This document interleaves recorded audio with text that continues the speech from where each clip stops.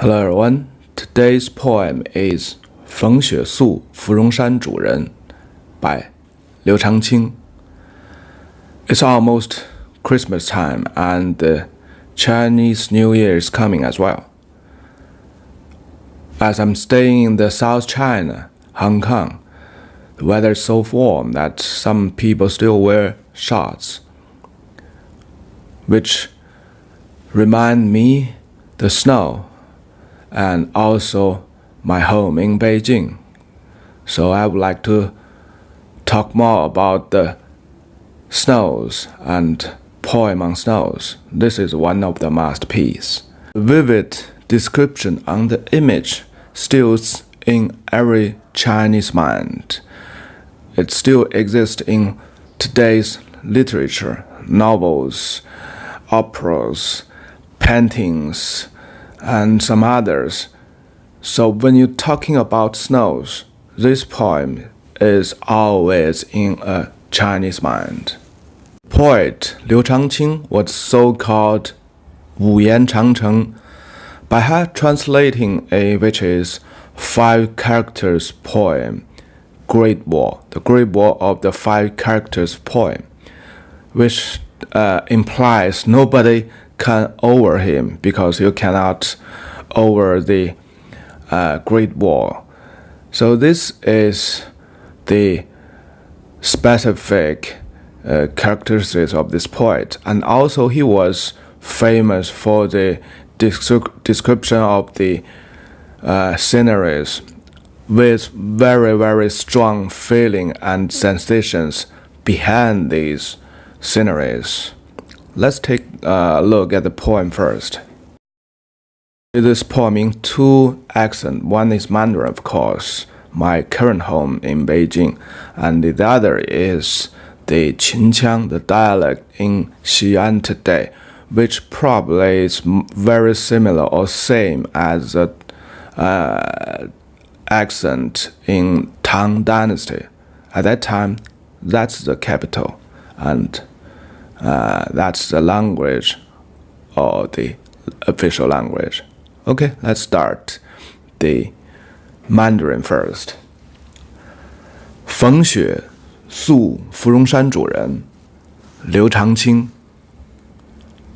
日暮苍山远 天寒白屋贫 柴门闻犬吠 风雪夜归人 Okay, my hometown, Qinqiang. 逢雪宿芙蓉山夫人 Liu Changqing. 日暮苍山远 天寒白屋贫 柴门闻犬吠 风雪夜归人. A very long title of the poem almost tell everything about this poem. 逢雪宿芙蓉山主人 逢雪 means encounter the snowfall. 宿芙蓉山主人 he was hosted by the landlord of the Furong mountain. Furong mountain, there's so many Furong mountain in China. Furong is kind of flowers, but this event was believed in the Hunan province along the Yangtze River on the midway of the dispatch of the poet. 日暮苍山远 天寒白屋贫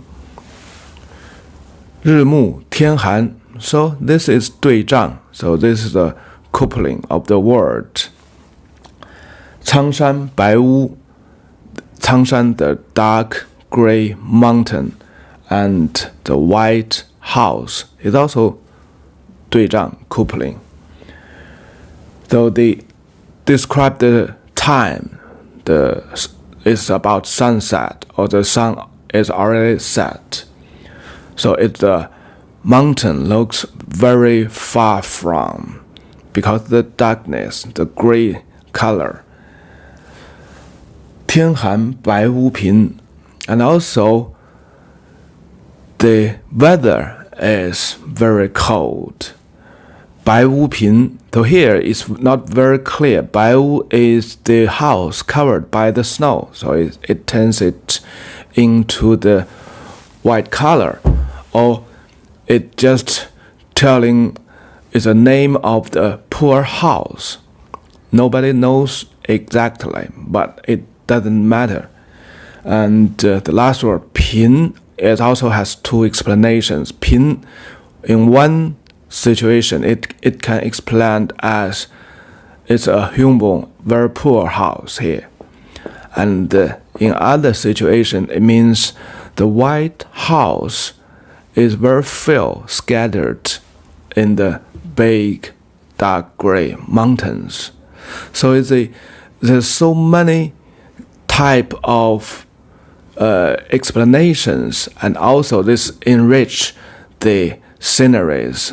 It's a very picturesque sceneries. The sunset you can see is turning from the golden to the dark gray, and the mountain is Changshan is a dark blue and gray.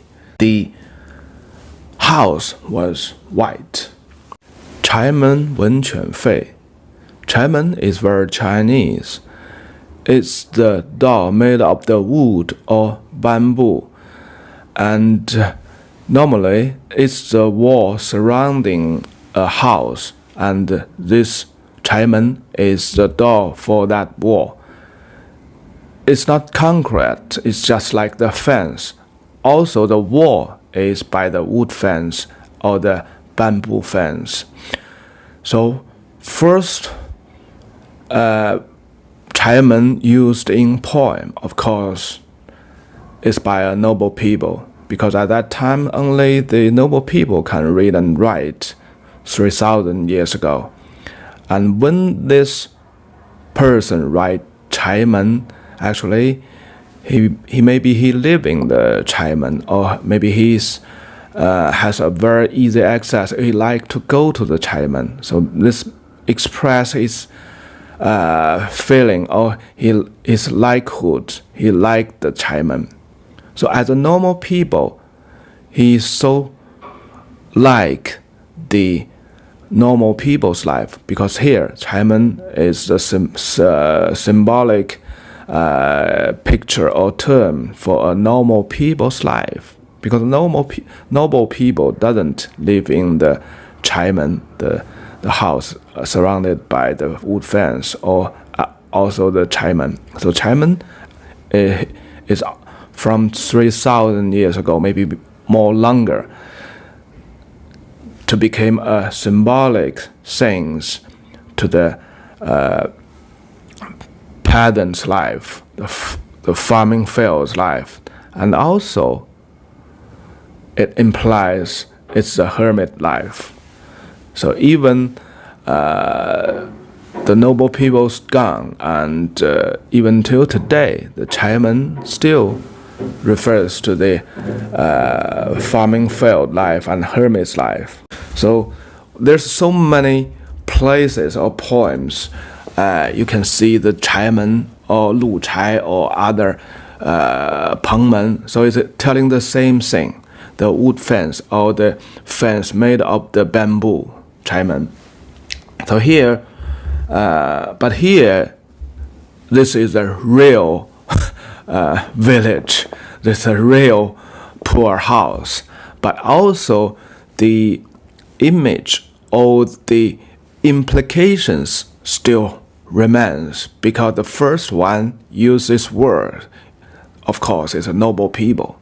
And from that day, the image or the symbolic meanings for 柴门 is always there, a hermit. 闻犬吠. So this is sound. So the first two sentences is a very dark and quiet pictures. Seems like a no man's land. But here, there's some of the human traits because the house and also the sound. The dog barks. 犬吠 is the dog barks. 吠 is a bark, the similar sound translation or sound simulation word. 犬吠。风雪夜归人。风雪 wind and snows, and it's dark night. 夜 is dark night. At the dark night with snows, wind, and the man coming back. 归人, the man's coming back. So there's also two explanations of this 归人. This could be the poet himself. So he was on a no man's land and in a big mountain or small mountain, whatever the mountain is, but it's snowing and stuck and no man's around, and finally found a small human house. First two sentences, you can feel the hopelessness. The scenery is beautiful and quiet, but as a traveler on the road, you are hopeless. And until the third and fourth sentence, you hear the dog barks, and finally you are warm received by the host. What a wonderful night. And the other explanation is on the other way around, which means the poet, his traveler, is on the road, and he walk and find a small human house in the mountains, and outside is big wind, big snows. So he just hug himself in this small house, and for a while the real host come back, and he opened the door. The wind, the snows blowing through the doors into the small human house, and this makes the poet feel homesick, because in his home, he's a man is coming back, and someone is warmly receive him sitting in the house. So there's so many explanations to this very simple and short poems, but that's not the point for a Chinese person, because from the very beginning, 事无达姑, we have the theory is for a poem, you can always have your own explanations, even regarding the sentence, and also you have your own background or your own experiences, and you can add your own background, your experiences into the poem and make your own explanations. So there's no worry, you have the same different feelings, or you have the different explanations from me. At the first glance, this simple poem describes a traveler on the road, and in a very big snowing mountain. It's getting dark, and maybe it's already dark. He's getting a bit hopeless, and suddenly he hears the dog barks, and he saw a small human house, and then he was warmly received by the host, or whatever. He have a good night, and make the day a good day. Why this poem was so famous? As modern people, we all have so many movies, TV series has thought of the situation like the poem, and also some of us has been through their own experience like this poem, in a trekking, in a long journey, maybe even in a business trip. You are hopeless almost at the end of the day, and suddenly you find something, a good place, a good hotel, or the destination, the camp, and which make you a good day. And I cannot give you the real explanation. I just can share some of my guess here. First one, Liu Changqing, the poet, was the first one who described this situation in the poem or in the articles. Like Da Vinci, the Mona Lisa smile. It's not a very, very difficult task or skills for modern art students to paint the same way as Da Vinci to paint the Mona Lisas. But at that time, the Da Vinci's time, he created this style or these pictures. He was the first one. And this became a symbolic image or sense, like this poem. Secondly, this poem was so popular through the Chinese history, which tells or reveals the poem actually is touching to some of the deepest mind or feelings of the Chinese people. Okay, for the Chinese poem, you should always use the method 知人论事. If you want to know his poem, you must get to know the person, the poet, as well. Liu Changqing was born in an average family in the eastern capital of Luoyang, and he was a very good student, and he passed the imperial exam before his 30. And unfortunately, the Civil War broke, so he has sometimes nothing to do. And later on, 2 years after the Civil War broke, he was assigned a position in Suzhou City, which is quite near Shanghai today, along the Yangtze River. Just few months later, he was accused of crime and was dispatched to the very south of Guangxi province today, which is almost the very south of today's China.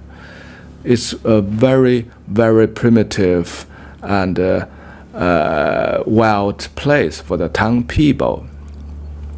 On the midway, normally that trip will take several months, 5 months, 6 months, maybe 1 year. On the midway, he was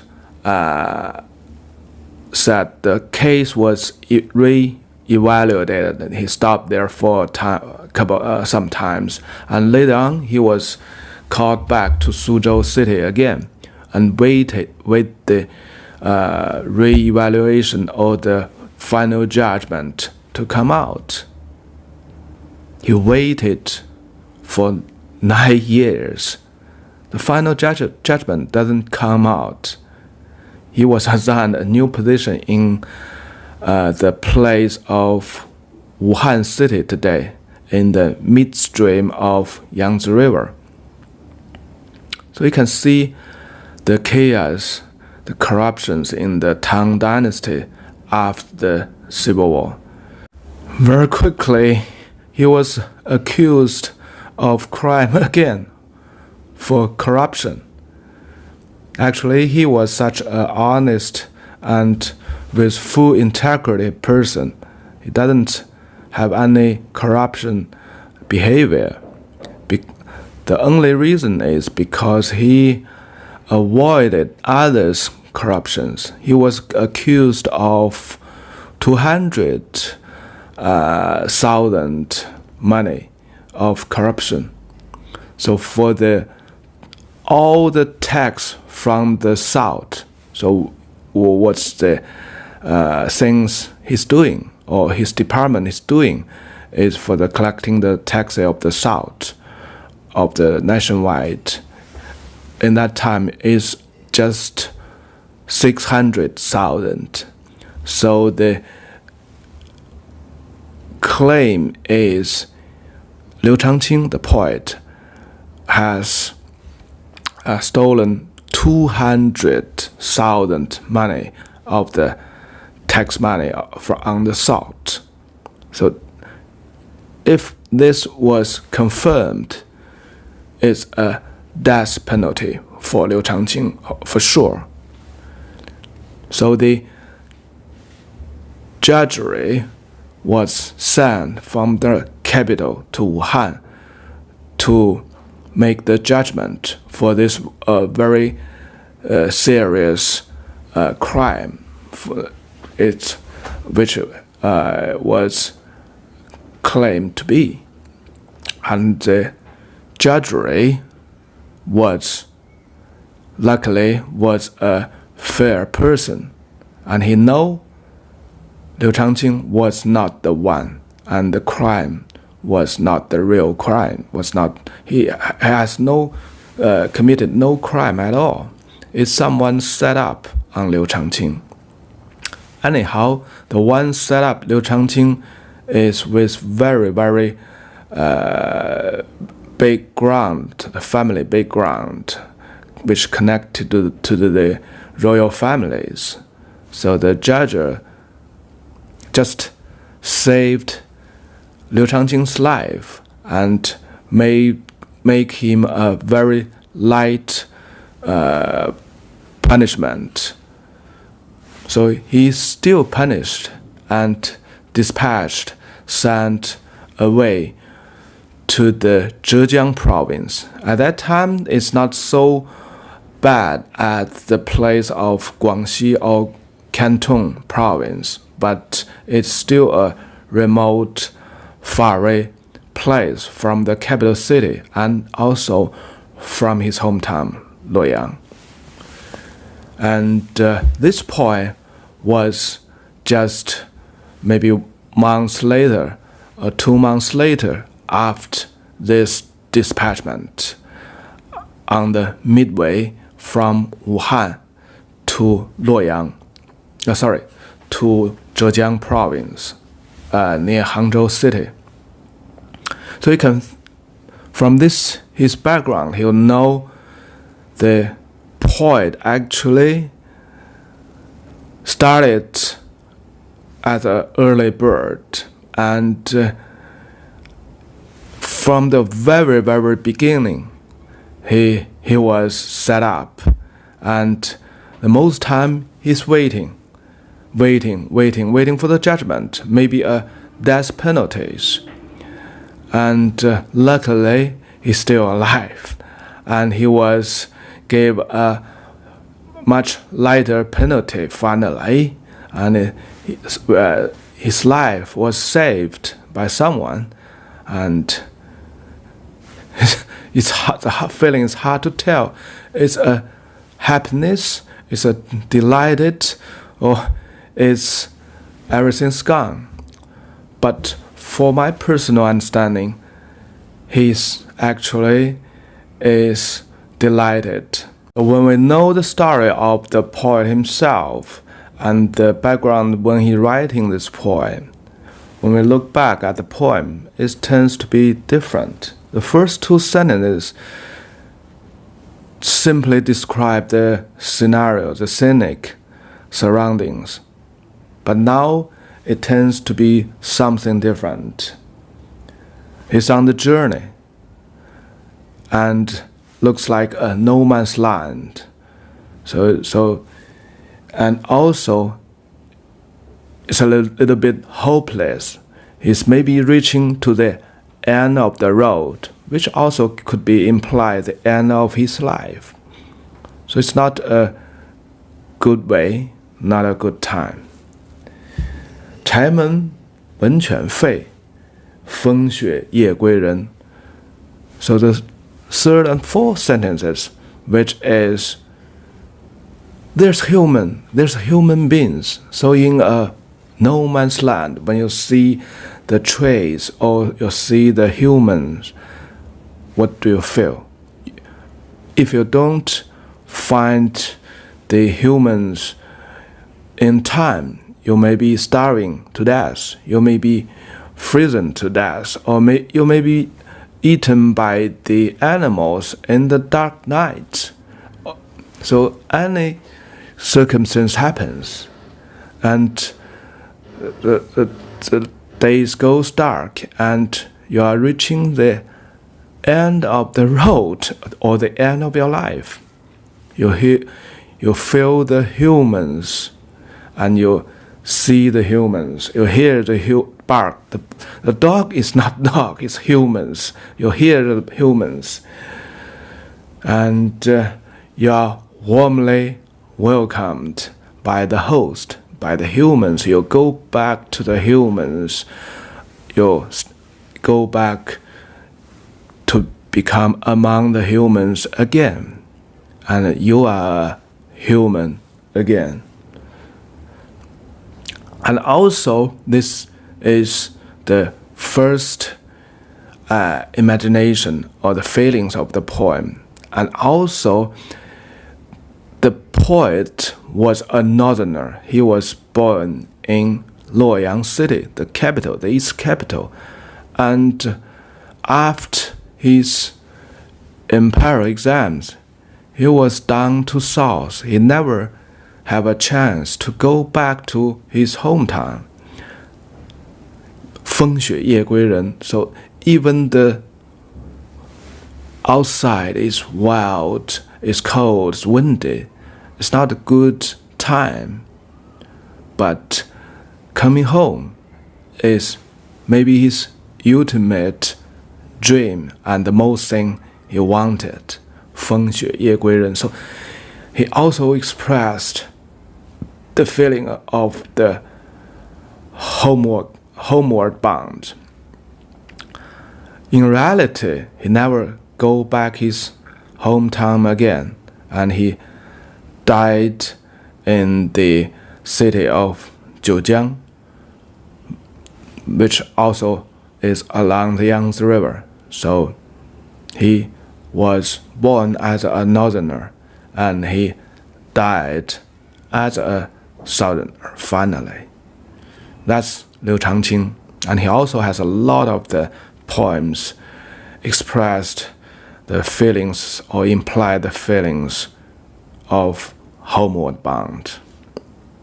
Okay, that's for today. And next time when you see the word 风雪夜归人, could be a opera's name, could it be a modern poet's name, could be recited in an article 风雪夜归人, could be somewhere else, but you know it's something created 1,300 years ago by a very poor and unlucky guy, Liu Changqing.